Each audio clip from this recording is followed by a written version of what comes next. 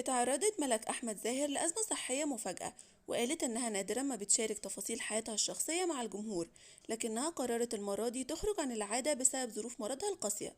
وكتبت: أنا عمري ما كنت بنزل غير الحاجات اللذيذة أو الهزار أو أي حاجة إيجابية، ولما كنت بنزل حاجة سلبية كانت بتبقى من وراها هدف، وغالبا كنت باخدها بهزار. بس حبيت أشارك إن الفترة الأخيرة حسيت كأن الدنيا كلها ماشية غريب ومقفولة، وكلها ضغط نفسي بشكل كبير، وده خلاني حاسة اني مش قادرة استحمل زي قبل كده، وبقيت بحاول اهرب من الناس والمواقف.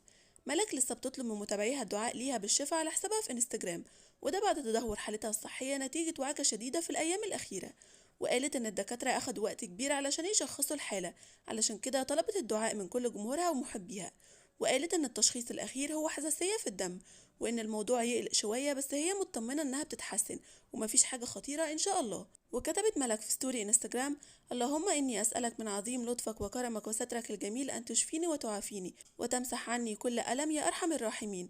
اللهم اشف جسدي من كل ضعف وقلبي من كل هم وعقلي من كل قلق، واملأني يقينا أن ما عندك خير مما فقدت. وبعدها على طول كتبت ستوري تانية: اللهم إني أعوذ بك من الهم والحزن والعجز والكسل والجبن والبخل، وأعوذ بكلمات الله التامات من شر ما خلق. ياريت ما تنسوش الاشتراك في القناة علشان نتابع جديد مع بعض.